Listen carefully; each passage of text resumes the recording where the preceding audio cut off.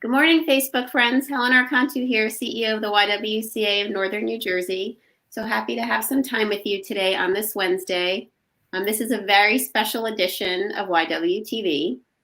Today, we are finally dedicating a conversation to the iconic Supreme Court Justice Ruth Bader Ginsburg, who left behind quite a legacy when she passed away at age 87 this year.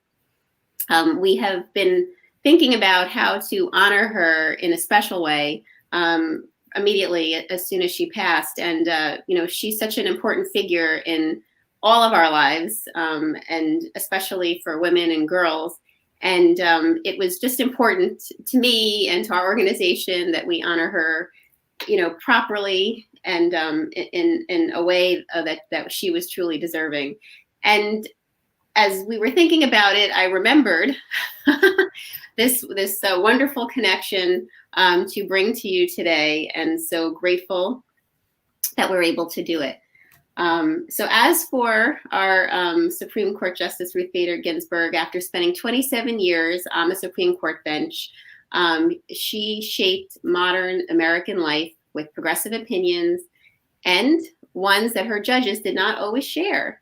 And with that, we want to share a few things you should know about her. One, she was an Associate Justice of the Supreme Court from 1993 until she passed away this September, and she was nominated by President Bill Clinton. She was the first Jewish woman and the second woman to serve on the court, the first being Sandra Day O'Connor. She was a professor at Rutgers Law School and Columbia Law School, where she taught civil procedure as one of the few women in her field. Much of her legal career was spent as an advocate for gender equality and women's rights, winning many arguments before the Supreme Court. And she received a lot of attention for her passionate disagreements in many law cases based on her liberal views of the law. And she was dubbed as the notorious RBG because of it. And she sure was. And with that, we get to finally pay tribute to her with the help of Rachel Wainer Apter, who is the director of the New Jersey Division on Civil Rights, to talk about the impact of RGB that she made on gender equality and civil rights, and also to hear about Rachel's personal experience clerking for her after law school and how that propelled her to forge her career around social justice and racial equality. Welcome, Rachel. Thank you so much for joining us for this special event today. Thank you so much for having me. I am really excited to be able to celebrate and honor Justice Ginsburg in this way. Thank you for the very kind and warm introduction. I just wanted to note that I'm speaking in my personal capacity as a person who considers herself extremely fortunate and privileged to have been able to be close to Justice Ginsburg. I'm not speaking in my capacity, in my professional capacity, or on behalf of the Attorney General or the state of New Jersey. Well, let me tell our viewers a little bit about you, too, and I appreciate you sharing that. I know that we all wear many hats in our lives, and I'm grateful that you're able to step into this one for this time with us today. So for those of you to learn a little bit about our guest today, as she shared, she's the director of the New Jersey Division on Civil Rights. She previously served as counsel to the Attorney General, advising on civil rights and immigration matters, and leading the New Jersey team that defeated a preliminary injunction motion by Texas and 7 other states to end deferred action for childhood arrivals, known as DACA. Prior to joining the Attorney General's office, Rachel worked at the American Civil Liberties Union on cases concerning the right to be free from discrimination, reproductive freedom, voting rights, and federal constitutional questions. And prior to the ACLU, Rachel worked in the Supreme Court and the appellate practice at Orrick, Harrington, and Sutcliffe, where she briefed and argued cases in federal and state courts. She also was a leader of the firm-wide women's initiative. She's grew up here in New Jersey. She's a Jersey girl. I'm a fellow Jersey girl like myself. She graduated from the University of Pennsylvania and received her law degree from Harvard Law School. After law school, she served as clerk for Justice Ginsburg on the United States Supreme Court, Judge Robert Katzman on the United States Court of Appeals, and for the Second Circuit and Judge Jed Rakoff of the United States District Court for the Southern District of New York. I want to say all those things slowly so I get them out right.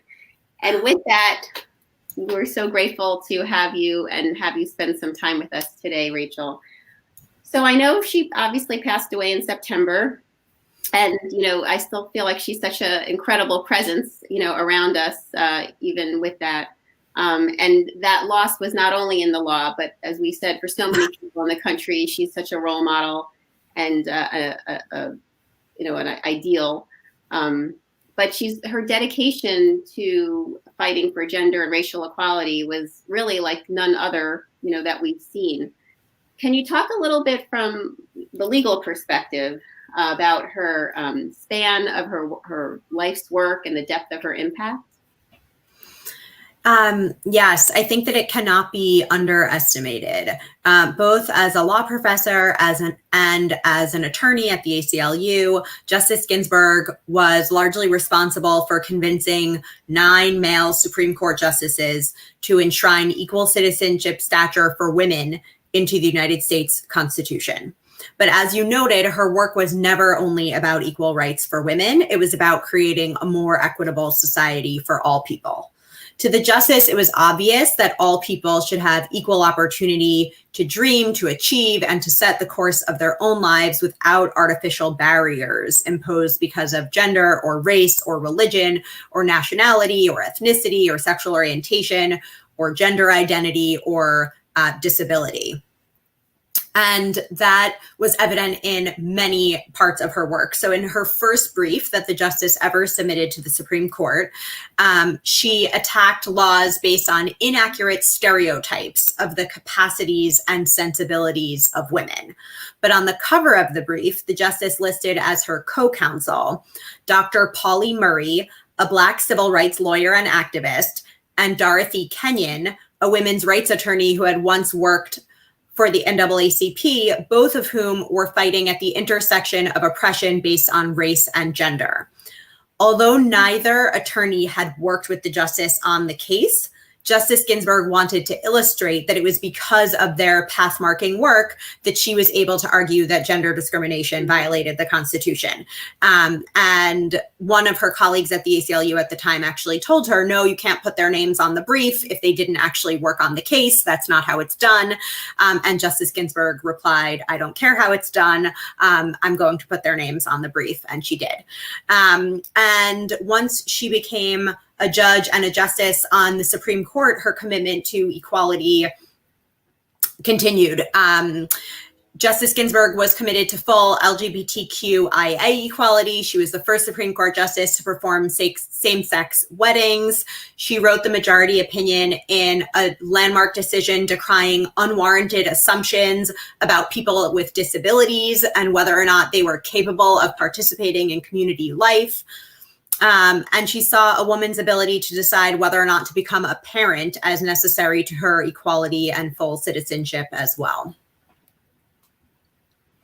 It's hard to imagine, the scope of her impact. I mean, it's and obviously the loss of not having her there to be, the beacon, for this work for sure. So obviously you told us a little bit from a legal perspective.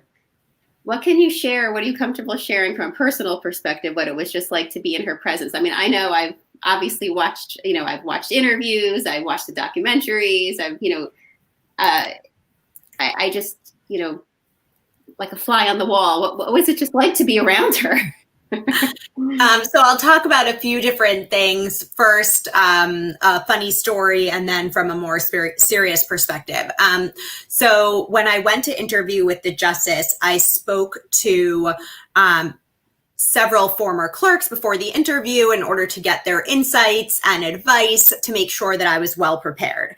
And a number of the people who I spoke to noted that the justice was very deliberate in her speaking, and that caused her to pause when speaking, not because she was finished, but because she was thinking of exactly what she wanted to say. And rather than fill silence with or the wrong word, the justice chose to pause while thinking of exactly what she wanted to say. And so these former clerks who were preparing me for the interview said that anytime that the justice paused, I should count to 10 during the interview before speaking, so that I would be very careful not to speak over the justice or interrupt her if she was actually in the middle of a thought.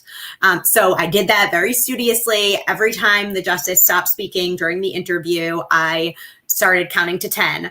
And inevitably, the justice would start speaking again before I reached 10. Sometimes when I would reach 8 or 7, it turned out that counting to 10 was too long because I almost did not speak at all during the interview.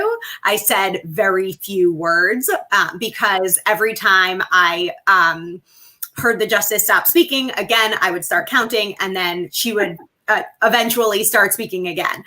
So when I spoke to people who were preparing for interviews in later years, I told them to count to 3. I thought that that was a more reasonable number. It turned out that it was okay because the justice offered me the job while I was sitting there. So it turned out not speaking a lot during the interview was okay, but it was nerve-wracking. Once I started, I think it was just really incredible to see how seriously the justice took her job. So not only when it comes to the importance of language in spoken word, the justice also took very seriously the importance of written words, especially in her opinions. And she labored over and considered every single word that appeared in one of her judicial opinions. She also was really serious about thinking about the law not as an abstract matter, not as a puzzle that you were trying to figure out or fit together. To the justice, the law was something that really impacted real people's lives in real ways on the ground every day. It was not something that happened in an ivory tower or in the Supreme Court. It actually mattered to people on the ground every day. And the justice thought that it was profoundly important to think about the individuals who would be impacted by a decision, even a decision like civil procedure. The justice was an expert in civil procedure before she became a women's rights attorney and before she began at the ACLU. Even when it came to civil procedure issues, the justice took very seriously how changes in what could seem like procedural rules would really impact someone's ability to get justice in a particular case, and would really, as I said, have an impact on the ground in real people's lives. And I think that that is something that I take with me now, always trying to think about how a law or a policy will really impact people, not as an abstract matter, but in a real world way. Well, that's a tremendous teaching to have received and to be able to bring forward in your work. And for the last few years, I've watched your work, and I can see that that's definitely at the forefront of how you handle what I see on my end. So, we all saw that very moving visual. It actually brought me to tears of all of her law clerks lined up. I can get emotional just thinking about it. It was a beautiful picture. So what was that like for you to be there and see that? It was really incredible. And I was so grateful to the Supreme Court staff who really worked nonstop over a weekend, over the course of several days, to make sure that that happened in the way that you saw it. They built a special platform that would fit into the stairs so that the justice was able to lie in repose on the staircase itself, and they built the platform over the weekend. They had marks on the ground where every law clerk was intended to stand. So it was really a huge labor of love of people at the Supreme Court who had worked with the justice for many, many years. And in terms, from the perspective of being a law clerk, we all took turns standing vigil next to the justice as she lay in repose on the top of the staircase. And it was heartbreaking, of course, but it was incredibly beautiful. I was so grateful that I was able to take part because, as you mentioned, Justice Ginsburg was a person that many people felt very close to, even if they did not personally know her very well. Many people felt that they knew her. And watching people in the middle of a global pandemic in a socially distant way, coming to say goodbye to the justice, to pay their respects, to mourn and to grieve was so incredibly beautiful. It was a mosaic of everything that is best about the United States. I saw people praying and crying and saluting and kneeling. I saw someone wearing a hijab, talking to another woman wearing a homemade t-shirt that read, "We will fight on." I saw people dressed up as Justice Ginsburg, wearing with all different types of signs, people of all races and genders and nationalities, all coming together to say their own goodbyes to someone who was a personal role model in a way, even if it was not someone who they personally knew. And I was so grateful to the entire team at the Supreme Court for allowing that to happen. I think that it was a really important moment for our country. I agree. What a amazing tribute. I have to say, I actually thought today that I should have pulled my hair back in a bun, wore pearls, and a high neck top just to honor her. So I do feel like, we all, especially those of us that, felt so touched by her existence, needed those moments, and to see that, I can't imagine what it was like being there, because to see it, as I said, was very emotional, as you could tell, still just thinking about it. So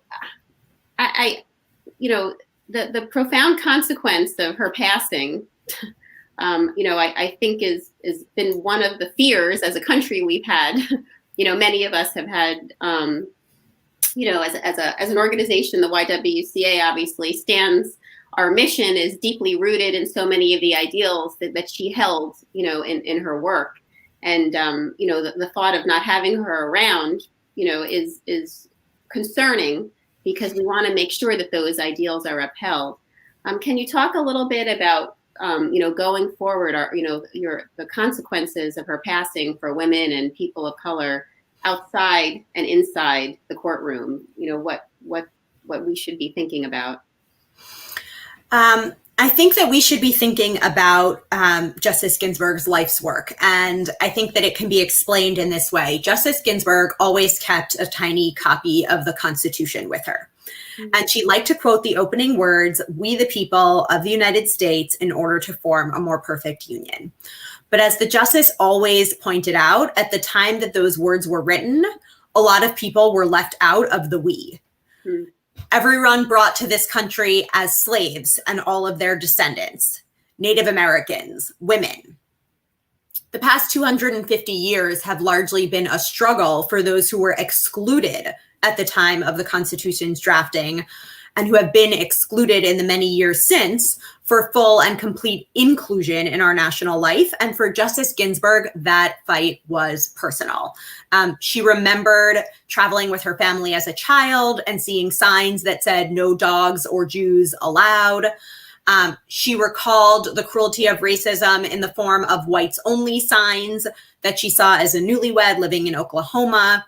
She recounted when, as a new student at Harvard Law School, she and the 8 other women in her first year class were asked to explain why they deserved to take a coveted spot that could have gone to a man in the first year class.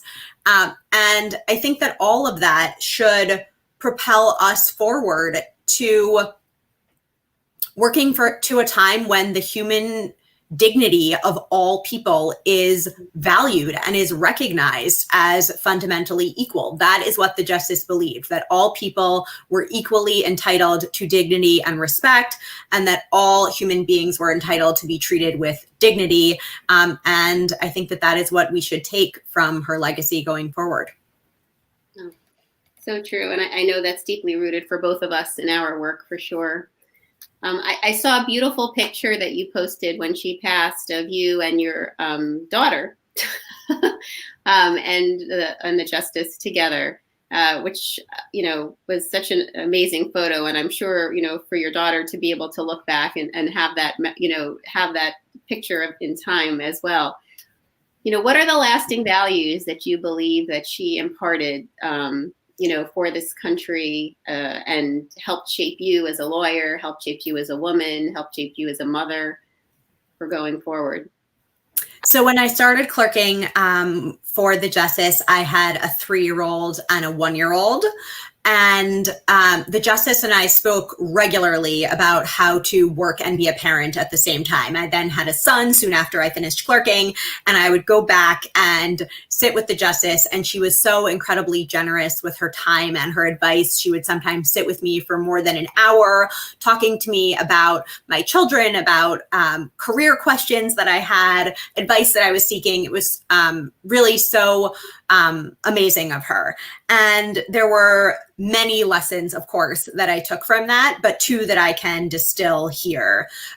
One is to be thoughtful and intentional. I already talked about how thoughtful and intentional the justice was when it came to words. She was also an incredible tactician. When the justice was the co-founder of the ACLU Women's Rights Project, she was strategic about every single case and every single argument that she made, carefully formulating a plan to get 9 male Supreme Court justices to recognize gender discrimination when many of them did not believe that it existed.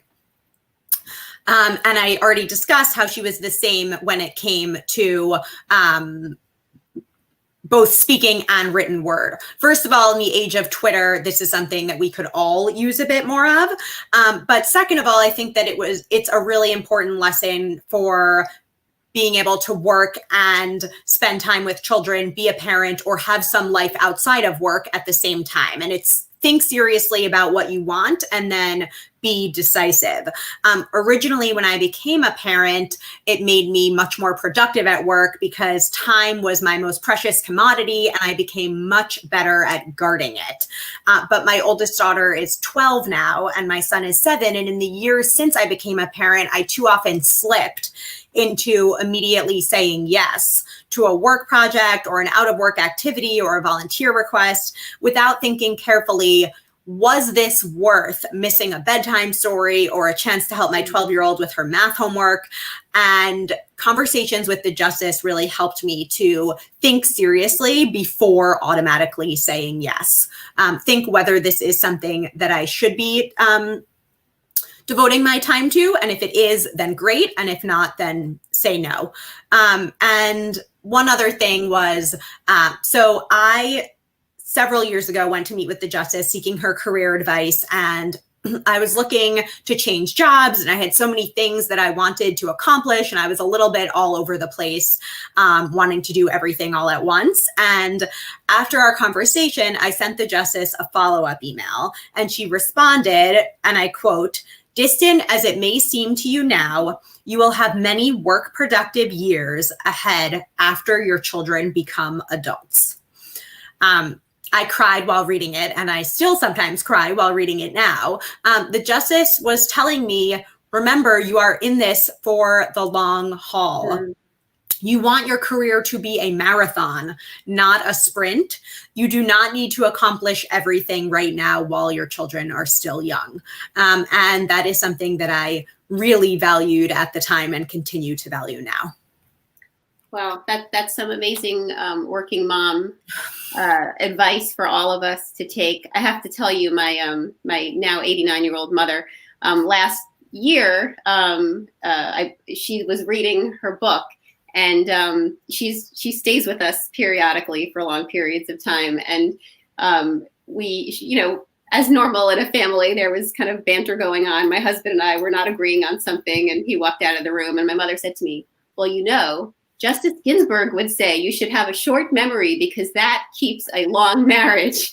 And it's so funny because it stuck in my head when she said that. And, obviously, there's are the ups and downs, but I think about it a lot, when we are getting into a disagreement about something about, is this really worth, holding on to or not? And it was very perspective setting, and I think that's one of the things that is most amazing about the tidbits of her advice, what you're sharing, from a working mother's perspective, and so much that my mom kept, dropping to me as she was reading the book also, is that it's just so user friendly. And so, such everyday good advice, even though, she was this great legal mind and had this amazing existence. Everything is so practical, which is yes. And the justice regularly would give us advice as we were clerking. It always pays to be a little deaf. That was the advice that she gave, both as to marriage and also at work. She said, sometimes someone will say an unkind word, and that does not mean that it requires a response. Sometimes it pays to be a little deaf and to move on, and to not feel like every word that is uttered needs to be responded to. Yeah, well, more good advice and definitely pearls of wisdom I share with my children now as well. So, but I love the working mom advice. And I also love, obviously having a 89-year-old mother who, is living with me now, during the pandemic permanently now for so many months. I think she's really, for so many women at different ages and stages in their life, she's been a role model. Even, what you just said too, for women that when they get to a certain age, they've retired, they're not, in the workforce. And, she was just, she was showing you could still exercise, you could still be strong, you could still, be sharp and, using your mind and what a wonderful role model for, all people at every age and stage of life for sure. Rachel, I can't thank you enough for sharing so many personal stories and experiences with us today. You really, personally have allowed me to feel comfortable that we paid the tribute to her that she was owed for sure. And I know even just through this conversation, I have an even greater appreciation, for her and her impact and what a trailblazer she was for women. And I know that many of us will continue to stand with her and with her ideals and keep moving them forward. So thank you again. We appreciate you taking the time. And for our viewers, I know we have so many wonderful supportive comments that have been coming in, grateful that, we're having this conversation today. If there's someone in your life that you wish had seen this, but they weren't watching with you now, please don't hesitate to share this broadcast with them. It will be on our Facebook page and on our YouTube channel. It's a wonderful opportunity, especially now, days before the end of our election, because our election is happening as we speak. This is a wonderful opportunity to keep these ideals in our mind about the kind of country that we, want to have and the values that we want to see. So with that, remember to vote, folks. I end every one of these with that conversation. Voting is now, election is now. Please make sure that you are getting your ballots in. We have 2 more great conversations this week. If you can still join us for YWTV tomorrow, we're continuing our Share the Mic Now project where we're amplifying the voices of Black women in our community. And tomorrow I'll be joined by Latifah Fleming, who is an amazing wellness guru and light in this world and an inspiration. So I look forward to talking with her. And on Friday, I'm so grateful to have Alejandra Castillo, our YWCA USA CEO, join us to talk to us about the state of Latino women in our country and also the work that the YWCA is doing nationally right now, which we're so proud to have her as our CEO, and I'm so grateful to have her make the time to join us. And mark your calendars on November 7th, our Women's Empowerment Network will be doing a wonderful conversation with Jennifer Dower about changing your inner script to change your outcome. Please join us for that. If you haven't signed up for our 21-day Racial Equity Social Justice Challenge, please do so. We'll have the link here, 21 days of getting a podcast, an article, a short video to watch that'll help you look at issues of race, power, privilege, and leadership. And we do encourage you all to do that. We want to eliminate racism, which is obviously key in our mission, and we need all of us to do that together. So thank you all for making the time today for this special broadcast. And Rachel, thank you again so much for your generosity and sharing, opening your own personal, experiences and sharing them with us. I'm so grateful. And we wish everyone a wonderful day and stay safe and stay well. Bye-bye. Thank you, everyone.